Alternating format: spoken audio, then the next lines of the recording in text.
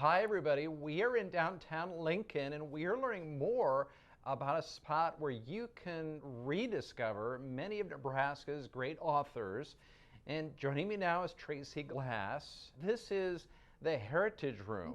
I love this room, and it was one of the first rooms that I visited when I came here. It's a celebration of Nebraska and Nebraska authors.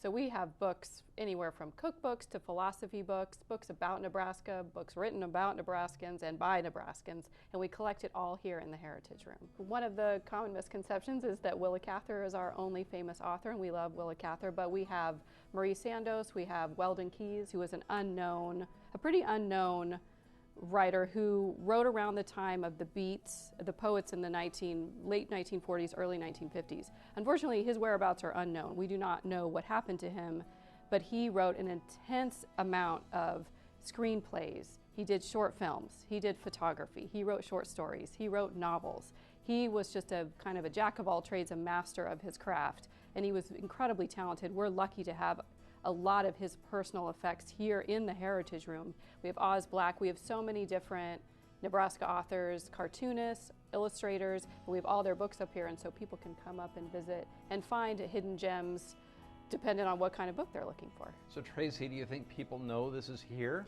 They don't. People can come up to the third floor and visit. We have our curator in here, Diane, and she's happy to visit with people and show them the room, give them a tour, let them look at all the materials in the collection. But none of the materials, you can't check out any of the materials. They're non-circulating, but lucky for visitors, a lot of the materials up here are in our regular collection, so if you find something up here you like, you can go downstairs and find it on our shelves. What else should we know about this? The Heritage Room also offers a lot of great programming, which brings different people into the space. So we have our Writers Write program, which is for 8th graders across the city, where they come in, they write in the morning, they're guided and mentored by local writers, and then their writings actually end up here in the Heritage Room, so they can come back later and see their works.